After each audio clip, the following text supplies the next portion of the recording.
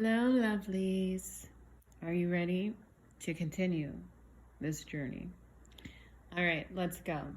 So, a while back, I told you guys how Adam was buried by Shem at the Giza Pyramid Complex. Okay? Because the Giza Pyramid was built by Enoch, my living ancestor. And there were many things that Enoch left there, in there, etc., etc., etc. Okay? Um, all born and selected by God in the priest line of El Elyon. Okay? There's other priest lines out here, but they all are not El Elyon. All right? We come from the priest line of Melchizedek, El Elyon. Okay, stuff like that. All right, the real. Have been told to go there and have gotten the things which Enoch left behind. You see it all throughout the Bible and other sacred writings.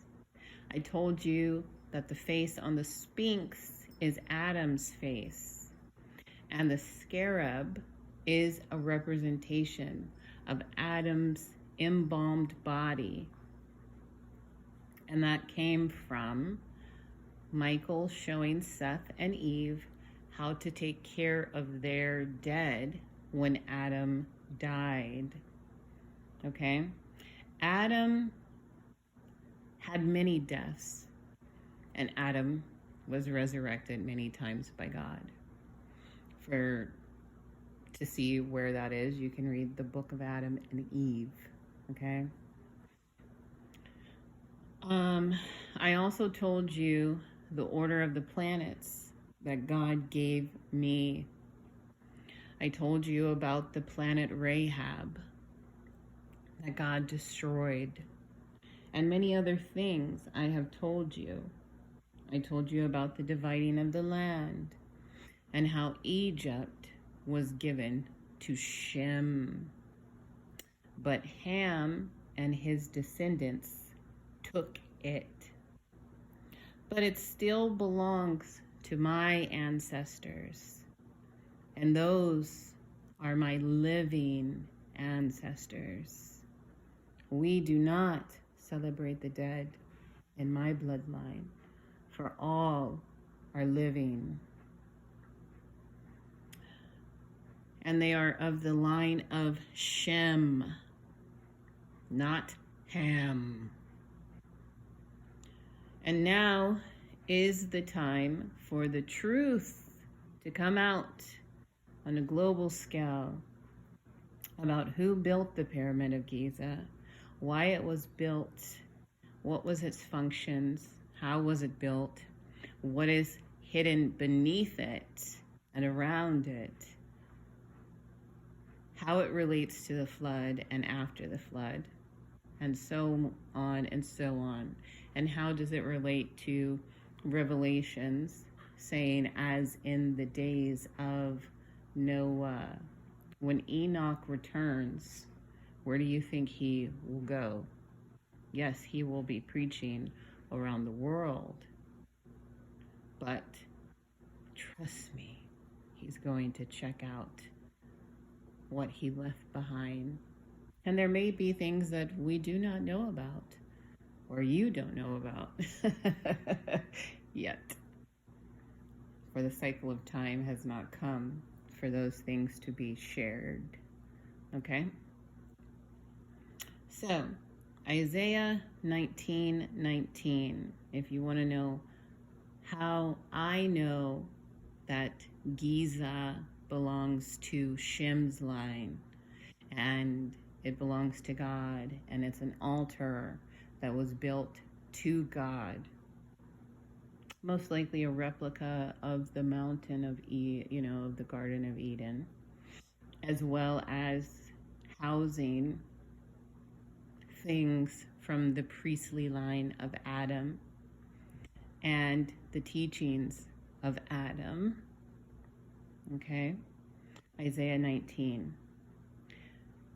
So, why after the flood did they, meaning the line of Ham, take things from there and pervert them? The same way that Ham stole the garments of Adam and Eve and then gave them to his son Cush, who then gave them to his son Nimrod. It's the same reason that they took the things of Giza and modeled things after them. For everyone knows who is the most powerful, God. However, not everyone wants to serve and bow down, especially when they have things around them, in them, and influencing them to say, I am God, and I will make my throne higher than the Most High's. It's so sad the way things are. But anyways, let's see. So they take them and they pervert them, and then they hide them by lies.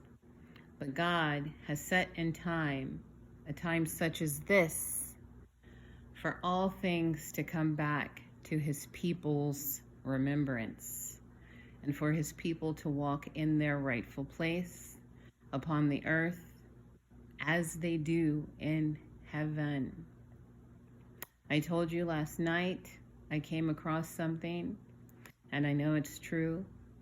Many have tried to say it's not, but it fits perfectly in with what God has already shown me.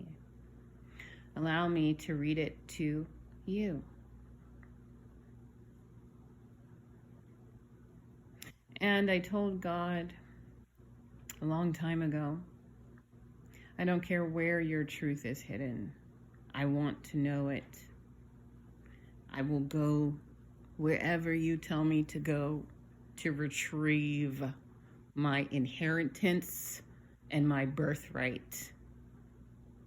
And he has honored that request. For I have found many things within the Bible, but then I have found greater expansion of the truth of things that were not included in the Bible. And where others would say, well, we don't read their material and we have nothing to do with them. If you read the Word of God, he tells you if all things that had ever been done were written down, the world could not contain it. And if you have the Holy Spirit, you understand when you come across something that is not within the Bible. However, there is confirmation all over the place.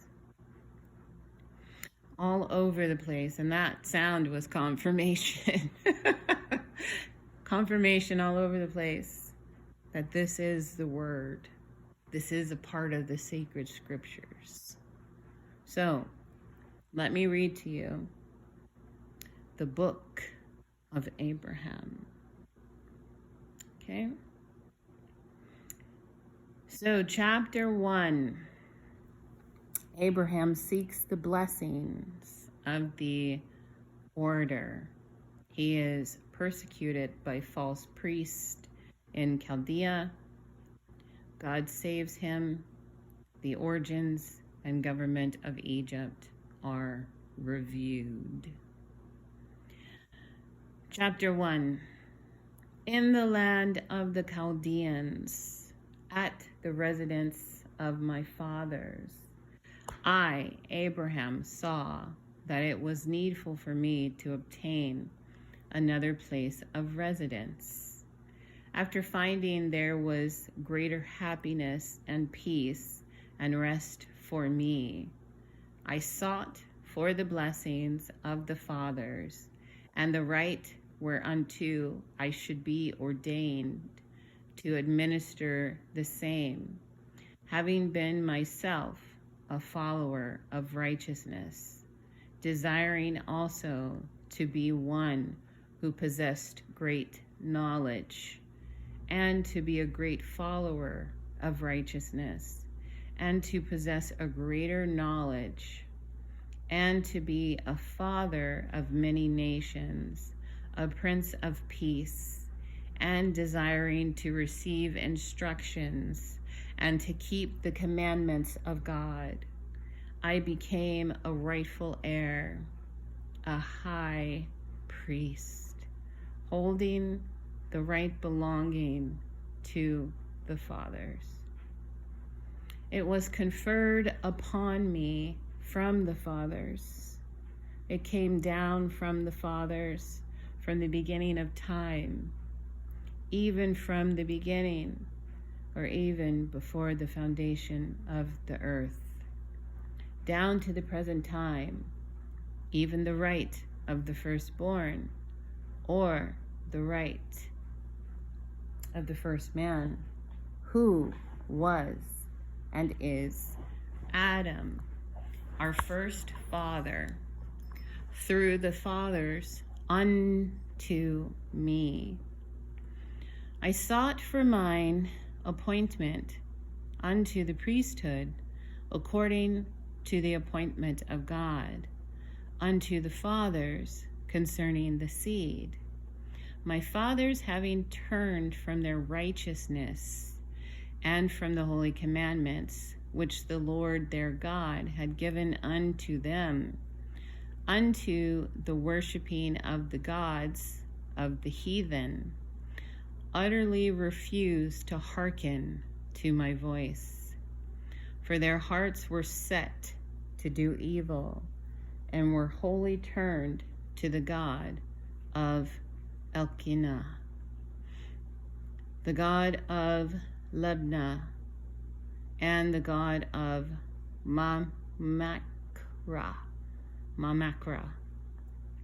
and the God of Korash, and the God of Pharaoh, king of Egypt.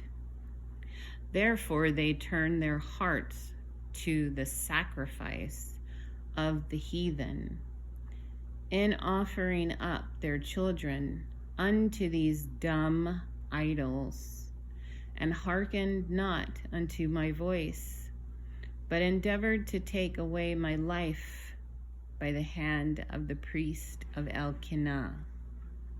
The priest of Elkanah was also the priest of Pharaoh. Now at this time it was the custom of the priest of Pharaoh, the king of Egypt, to offer up upon the altar which was built in the land of Chaldea, for the offering unto these strange gods, men, women, and children. And it came to pass that the priest made an offering unto the God of Pharaoh, and also unto the God of Shagrel, even after the manner of the Egyptians. Now the God of Shagrel was the sun, S-U-N. Even the thank offering of a child did the priest of Pharaoh offer upon the altar, which stood by the hill called Potiphar's Hill. We know who Potiphar is, don't we? The story of Joseph, yes. At the head of the plain of Olishem. Now this priest had offered upon this altar 3 virgins at one time, who were the daughters of Onitha, one of the royal descendants directly from the loins of Ham. These virgins were offered up because of their virtue. They would not bow down to worship gods of wood or of stone. Therefore they were killed upon this altar. and it was done after the manner of the Egyptians. And it came to pass that the priests laid violence upon me, that they might slay me also, as they did those virgins upon this altar. And that you may have a knowledge of this altar, I will refer you to the representation at the commencement of this record. It was made after the form of a bedstead, such as was had among the Chaldeans. And it stood before the gods of Elkanah, Libnah, Machra, Korash, and also a god like unto that of Pharaoh, king of Egypt. That you may have an understanding of these gods, I have given you the fashion of them and the figures at the beginning, which manner of figures is called by the Chaldeans Rahlinos, which signifies hieroglyphs. And as they lifted up their hands upon me, that they might offer me up and take my life away, behold, I lifted up my voice unto the Lord my God, and the Lord hearkened and heard, and he filled me with the vision of the Almighty. And the angel of his presence stood by me, and immediately unloosed my bands. And his voice was unto me, Abraham, Abraham, behold, my name is Jehovah. And I have heard thee, and have come down to deliver thee, and to take thee away from thy father's house, and from all thy kinsfolk, into a strange land which thou knowest not of. And this because they have turned their hearts away from me to worship the God of Elkanah, and the God of Libnah, and the God of Machra, and the God of Korash, and the God of Pharaoh, king of Egypt. Therefore I have come down to visit them, and to destroy him who have lifted up his hand against thee, Abraham my son, to take away thy life. Behold, I will lead thee by my hand, and I will take thee to put upon my name, even the priesthood of thy father. And my power shall be over thee, as it was with Noah, so it shall be with you. But through thy ministry my name shall be known in the earth forever. For I am thy God. Behold, Potiphar's heel was in the land of Ur of Chaldea, or Sumer. And the Lord broke down the altar of Elkanah and of the gods of the land, and utterly destroyed them, and smote the priest, that he died. And there was great mourning in Chaldea, and also in the court of Pharaoh, which Pharaoh signifies king by royal blood. Now this king of Egypt was a descendant from the loins of Ham. And we know who that was. His name was Nimrod. And was a partaker of the blood of the Canaanites by birth. From this descent sprang all the Egyptians, and thus the blood of the Canaanites was preserved in the land. The land of Egypt being first discovered by a woman who was the daughter of Ham, the daughter of Egyptus, which in the Chaldean signifies Egypt, which signifies that which is forbidden. When this woman discovered the land, it was under water, who afterwards settled her sons in it, and thus from Ham sprang that race, which preserved the curse in the land. The curse came from the oath that they took, that if they stole land from each other, a curse would come upon them.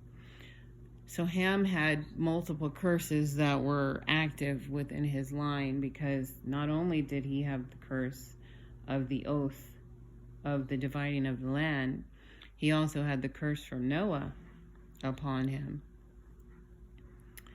Now the first government of Egypt was established by Pharaoh, the eldest son of Egyptus, the daughter of Ham, and it was after the manner of the government of Ham, which was patriarchal. Pharaoh, being a righteous man, established his kingdom and judged his people wisely and justly all his days, seeking earnestly to imitate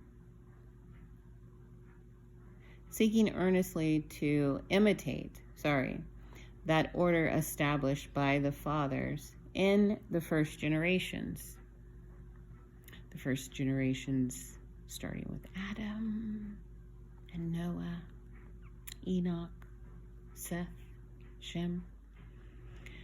In the days of the first reign, even in the reign of Adam and also of Noah, his father, who blessed him with the blessings of the earth and with the blessings of wisdom, but cursed him as pertaining to the priesthood. Now Pharaoh, being that lineage by which he could not have the right of priesthood, notwithstanding the pharaohs would fain claim it from Noah through Ham, therefore my father was led away by their idolatry. But I shall endeavor hereafter to delineate the chronology running back from myself to the beginning of creation, for the records have come into my hands, which I hold on to this present time. Now after the priest of Elkanah was smitten, that he died, there came a fulfillment to those things which were said unto me concerning the land of Chaldea, that there should be a famine in the land. Accordingly, a famine prevailed throughout all the land of Chaldea, and my father was sorely tormented because of the famine, and he repented of the evil which he had determined against me to take away my life. But the records of the fathers, even the patriarchs, concerning the right of the priesthood, the Lord my God preserved in my own hands. Therefore, knowledge of the beginning of the creation, and also of the planets and of the stars, as they were made known unto the fathers, have I kept even unto this day, and I shall endeavor to write some of these things upon this record. Not all. Some. For the benefit of my posterity that shall come after me. Chapter 2. Now the Lord God has caused the famine to wax sore in the land of Ur, insomuch that Haran, my brother, died. But Terah, my father, yet lived in the land of Ur of the Chaldees. And it came to pass that I, Abraham, took Sarai to wife, and Nahor, my brother, took Milcah to wife, who was the daughter of Haran. Now the Lord had said unto me, Abraham, Get thee out of thy country, and from thy kindred, and from thy father's house, unto a land that I will show thee. Therefore I left the land of the Chaldees, to go into the land of Canaan. And I took Lot, my brother's son, and his wife, and Sarah, my wife, and also my father followed after me unto the land which we denominated Haran. And the famine abated, and my father tarried in Haran, and dwelt there, as there were many flocks in Haran. And my father turned again unto his idolatry. Therefore he continued in Haran. But I, Abraham, and Lot, my brother's son, prayed unto the Lord, and the Lord appeared unto me, and said unto me, Arise and take Lot with thee, for I have purposed to take thee away out of Haran, and to make of thee a minister to bear my name in a strange land, which I will give unto thy seed after thee, for an everlasting possession, when they hearken to my voice. For I am the Lord thy God. I dwell in heaven. The earth is my footstool. I stretch my hand over the sea, and it obeys my voice.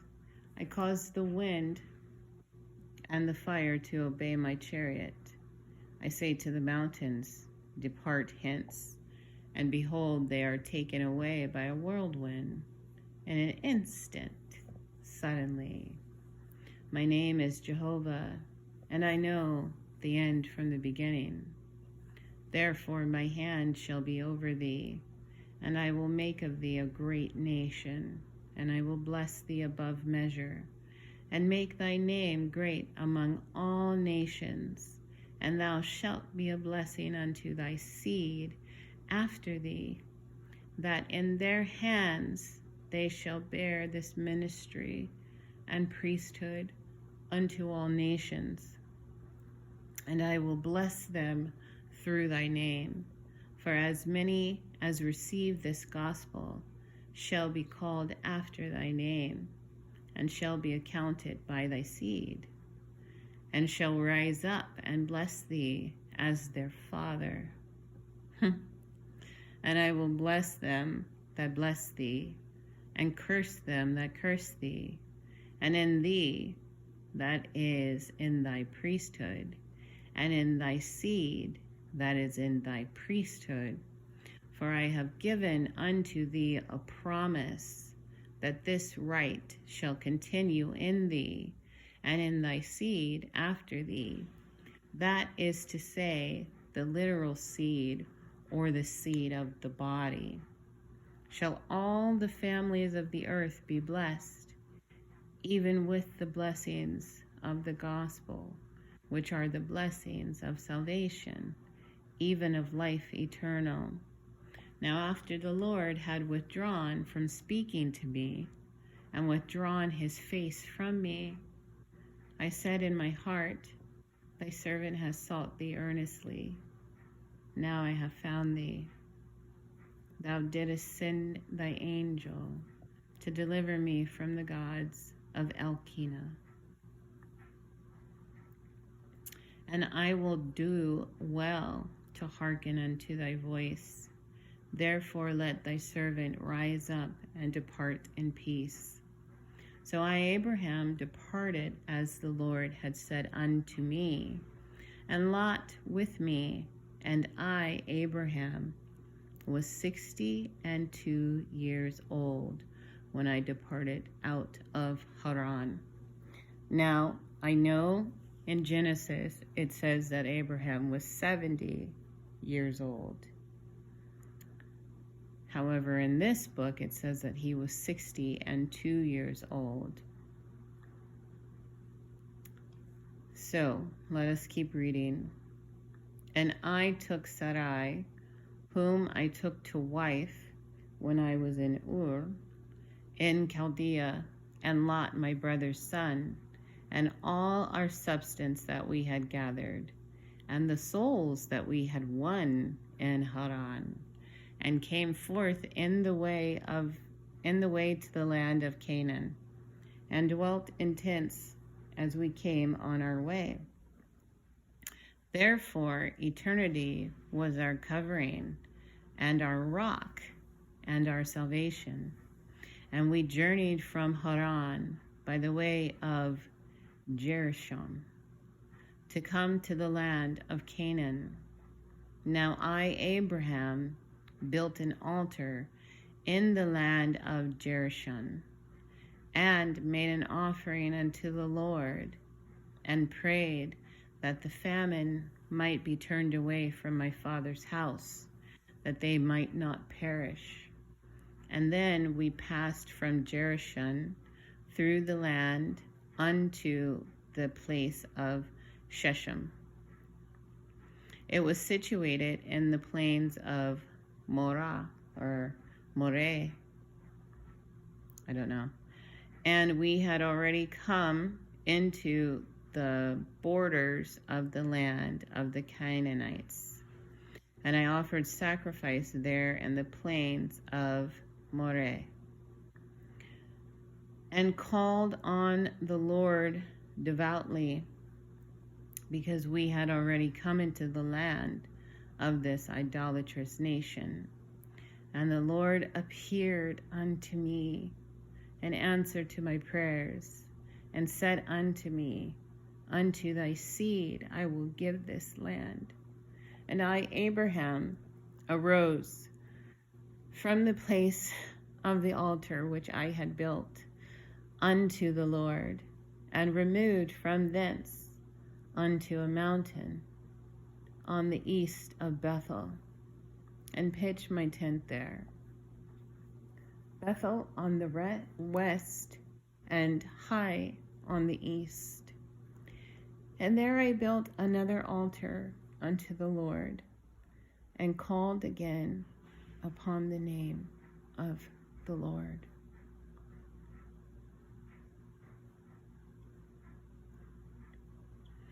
And I, Abraham, journeyed, going on still towards the south. And there was a continuation of a famine in the land.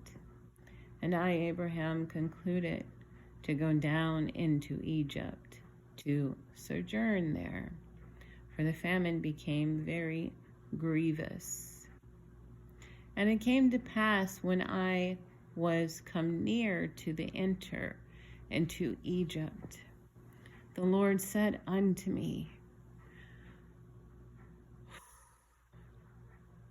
Behold, Sarai, thy wife, is a very fair woman to look upon. Therefore it shall come to pass, when the Egyptians shall see her, they will say, She is his wife, and they will kill you, but they will save her alive. Therefore see that you do on this wise. Let her say unto the Egyptians, She is thy sister, and thy soul shall live. And it came to pass that I, Abraham, told Sarai, my wife, all that the Lord had said unto me. Therefore say unto them, I pray thee, thou art my sister, that it may be well with me for thy sake, and my soul shall live because of thee. Chapter 3. Let me get a drink of water. This is getting long. So you know what I'm going to do? We're going to stop here, and then I'm going to do a part 2.